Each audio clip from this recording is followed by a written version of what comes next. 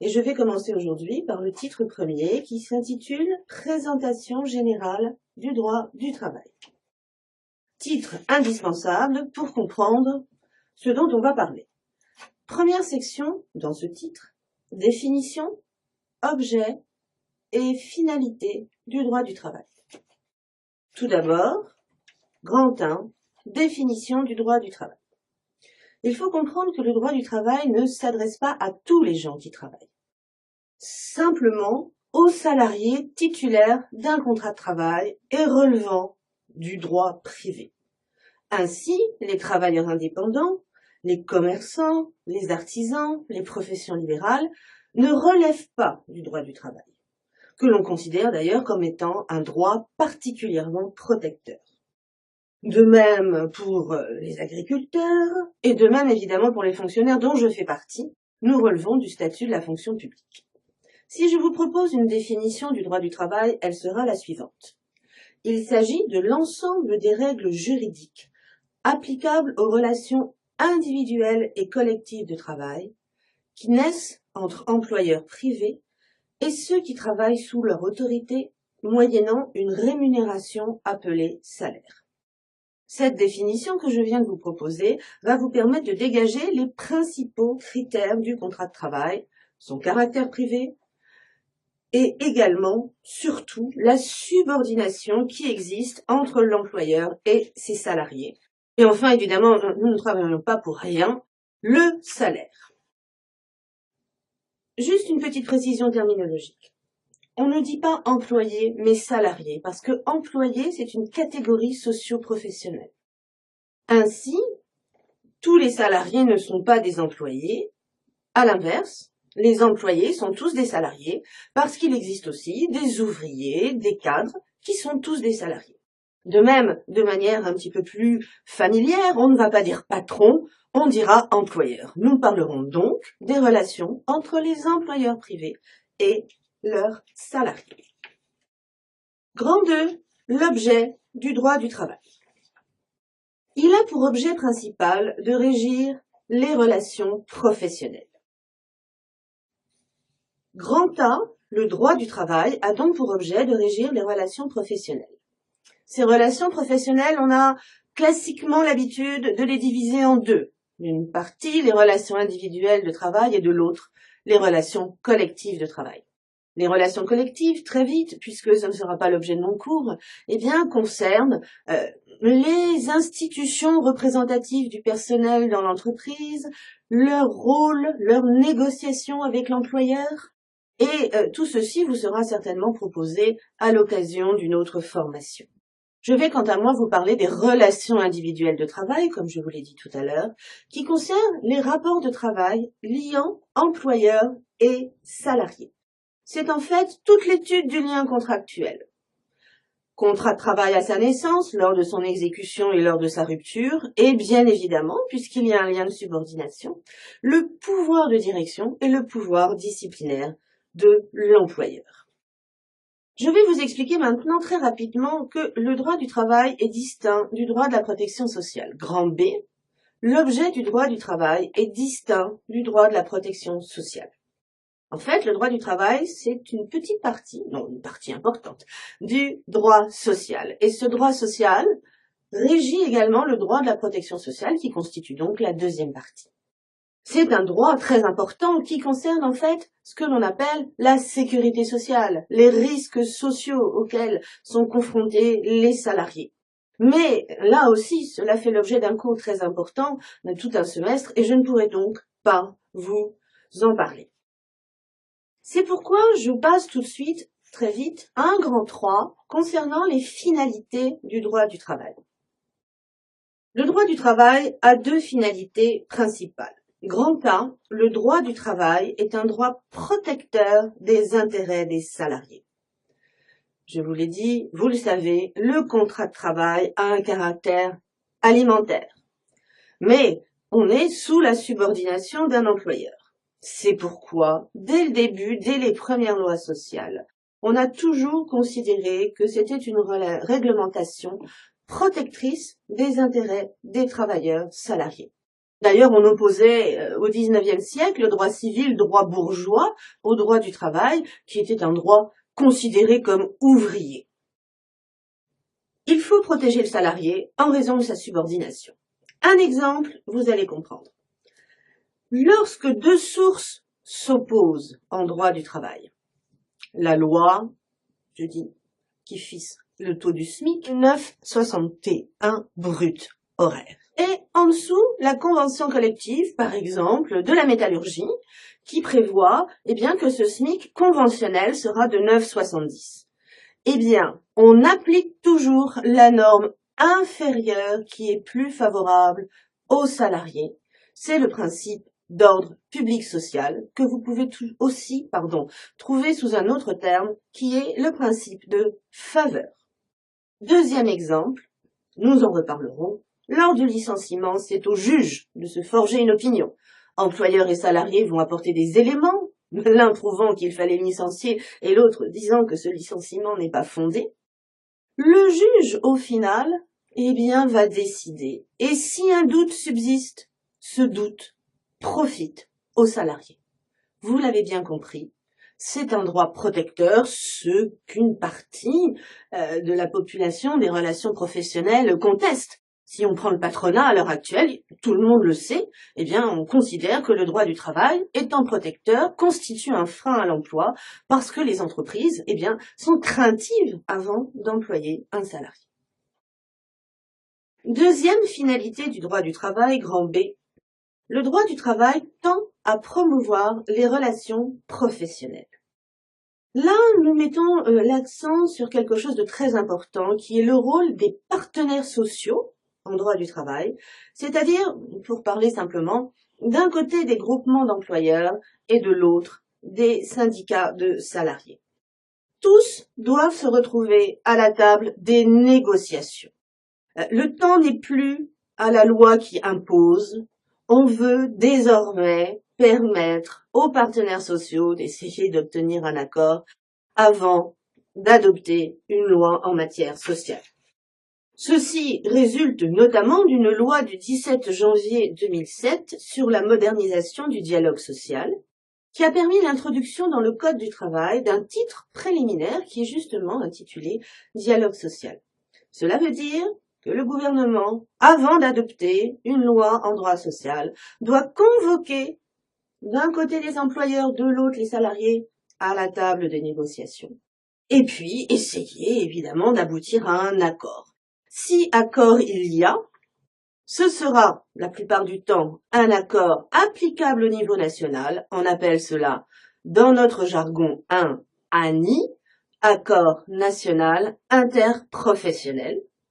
Et comme il a été fait au niveau national que tout le monde s'est mis d'accord, souvent le législateur se contente de le reprendre dans ses grands aspects et le transformer en loi. Voilà pour ce qui est donc de définir ce dont nous allons parler. Maintenant, un bref rappel historique s'impose. Section 2, rappel historique. Vous avez de la chance. Le droit du travail est un droit relativement jeune. On n'a pas besoin de remonter aux Grecs et aux Romains.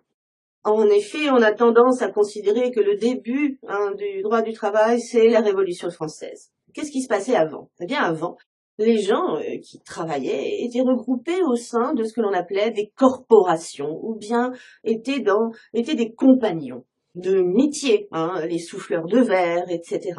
Et donc, eux avaient une protection parce que ils étaient régis par les règles et les coutumes et les us de ces corporations. Mais les autres, ils se retrouvaient sans rien. Les révolutionnaires ont donc considéré que c'était contraire à la liberté du travail et vont se dépêcher de mettre à bas toutes ces corporations. Nous allons voir dans 2 points comment le droit du travail a émergé et puis comment il s'est affirmé. Grand 1, l'émergence d'un droit du travail. Tout d'abord, il faut rappeler ce qui s'est passé depuis la Révolution française. Grand A, le droit du travail de 1789 au début du XXIe siècle. Les principaux apports de la Révolution sont marqués par une volonté de libéralisme et ils jettent les bases juridiques du capitalisme en France. Cela se traduit par 2 textes dont vous avez déjà certainement entendu parler dans les autres matières.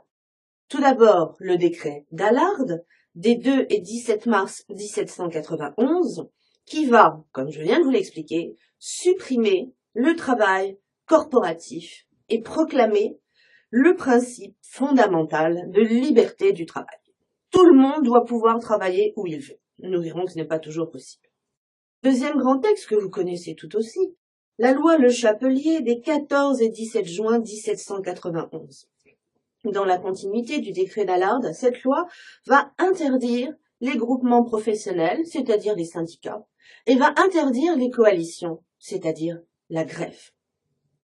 Cette volonté d'affirmer un libéralisme, de louer aussi la force du rapport contractuel, ne va pas forcément avoir que des répercussions positives pour les ouvriers. En effet, malgré ces deux textes, au milieu du XIXe siècle, l'usine apparaît comme une nouvelle forme d'organisation du travail dans les filatures de coton, avec l'introduction de la machine à vapeur, le charbonnage, et la durée du travail varie entre 70 à 79 heures hebdomadaires. On voit apparaître également une nouvelle catégorie de travailleurs que l'on va appeler les ouvriers. Au XIXe siècle, je vous cite un texte, l'ouvrier est considéré comme naturellement turbulent, mutin, fauteur de troubles. Il faut donc le soumettre et le contenir. Tous les auteurs le décrivent comme une mauvaise tête, mal adapté aux nouvelles formes de travail, il n'arrive pas à l'heure, chôme le lundi, sinon le mardi, râle, s'alcoolise, fait grève, s'insurge aussi plus volontiers qu'un autre. Vous l'avez bien compris, le gouvernement, face à cette nouvelle catégorie de population, est un petit peu perdu et considère qu'il s'agit d'une population de travailleurs un peu bas de gamme. En plus, l'interdiction de toute forme de corporation va jeter beaucoup d'ouvriers à la rue parce qu'ils n'ont plus aucune protection.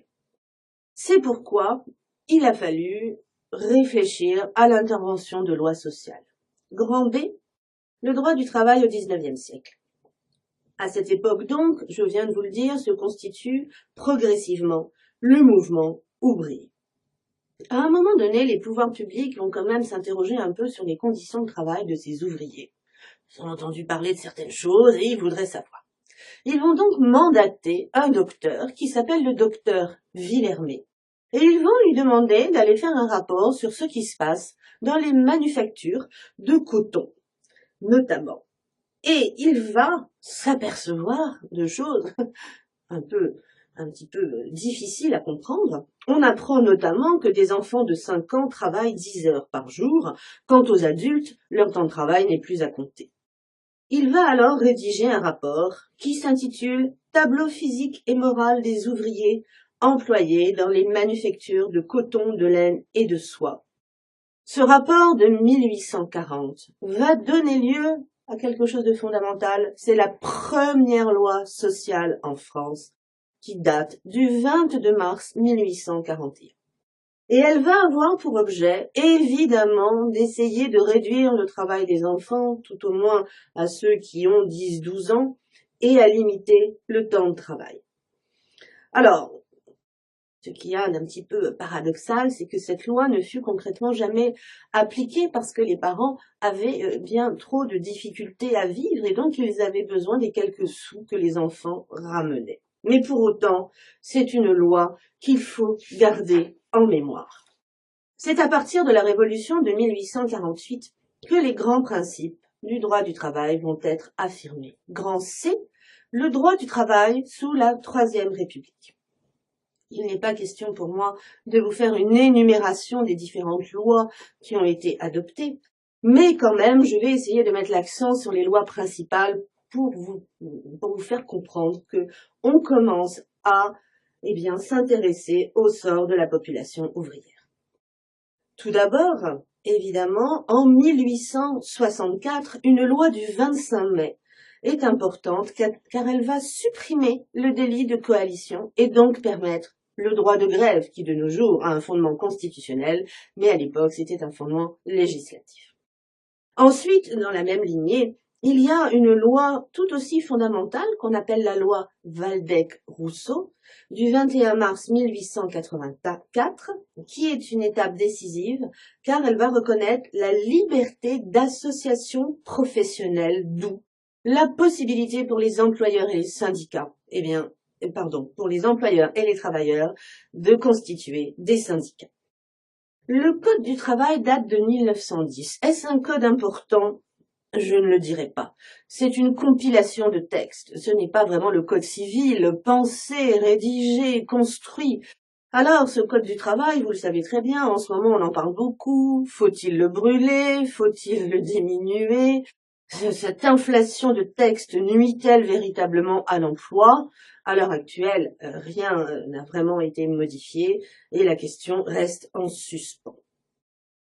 Ainsi, d'autres lois existent et je peux dire qu'après la Première Guerre mondiale, existent les droits piliers juridiques des relations collectives de travail entre employeurs et salariés, liberté syndicale, liberté de grève et depuis 1919, le droit de conclure des conventions collectives de travail. Les choses vont se modifier avec le Front populaire et la Deuxième Guerre mondiale. Grandet, le droit du travail d'avant la Deuxième Guerre mondiale. En 1936, c'est l'euphorie, c'est le Front populaire. Tous les ouvriers se retrouvent sous la bannière des accords de Matignon signés le 7 juin 1936, notamment par la CGT à l'époque. Et, outre des mesures concernant l'extension des conventions collectives, tout le monde sait que 1936, c'est les congés payés, l'apparition des premiers congés payés. À l'époque, évidemment, 12 jours ouvrables de congés payés par an. Petit rappel pour vous, en 1969, c'est la 4e semaine de congés payés, et en 1982, la 5e semaine de congés payés et les 39 heures hebdomadaires de travail. La Deuxième Guerre mondiale va marquer un arrêt momentané de l'essor du droit du travail puisqu'une charte du travail est adoptée et qu'elle ressemble beaucoup au système italien, donc plus véritablement de droit du travail. Il faut attendre à ce moment-là la Deuxième Guerre mondiale pour qu'un droit du travail dynamique s'affirme. Grand 2, l'affirmation d'un droit du travail dynamique. La libération s'accompagne d'un nouvel essor du droit du travail puisque la Constitution de 1946 énonce en son préambule les droits sociaux fondamentaux particulièrement nécessaires à notre temps. Droit syndical, droit à la négociation collective, droit de grève et droit à notre bonne sécurité sociale qui a été créée en 1945. 45, c'est également la création des comités d'entreprise. C'est une institution très importante que l'on retrouve dans les entreprises qui occupent au moins 50 salariés et qui a pour objet à la fois de s'occuper des activités sociales et culturelles des salariés, mais aussi d'avoir un droit de regard de plus en plus fort sur la marche générale de l'entreprise, ce que nous reverrons au moment du licenciement économique. Le SMIG, avec un G, salaire minimum interprofessionnel garanti, fait son apparition en 1950. Ce n'est que par la suite, en 1970, qu'il va devenir le SMIC, salaire minimum interprofessionnel de croissance, qui est alors calculé en fonction de l'augmentation du pouvoir d'achat des ouvriers. La Ve République est marquée par de nombreux points très importants. Participation, intéressement sont introduits au sein des entreprises. Allons plus loin dans le temps et allons vers mai 1968. Mai 68, on pensait quand même que cela allait apporter de nombreux apports en matière de garantie sociale pour les travailleurs. Il se trouve que le protocole de Grenelle, signé les 25 et 27 mai 1968, portait sur de nombreuses propositions, mais hélas, elles n'ont pas été suivies des faits.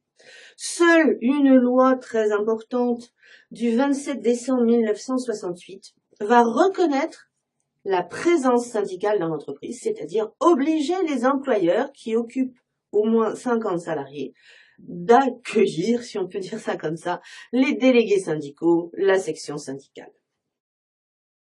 Alors, à partir de là, il m'est difficile de vous faire une énumération de toutes les lois parce que j'ai tendance à considérer que cela part un peu dans tous les sens et évidemment, c'est un sujet sensible, le droit social, ce qui veut dire qu'il va fluctuer en fonction, eh bien, du pouvoir. Alors, je vais simplifier, évidemment, loin de là mon idée de faire de la politique, mais je veux dire que quand il y a un gouvernement dit de droite, on va considérer qu'il y a une politique plus libérale, que l'on va faciliter l'accès à l'emploi, et surtout, on va permettre aux entreprises de piocher dans le vivier de main-d'œuvre quand elles en ont besoin. À l'inverse, quand c'est un gouvernement dit de gauche, eh bien, ils vont avoir tendance à vouloir protéger les garanties, les droits acquis des travailleurs, et de ce fait, c'est pour cela qu'on dit que cela peut freiner l'emploi.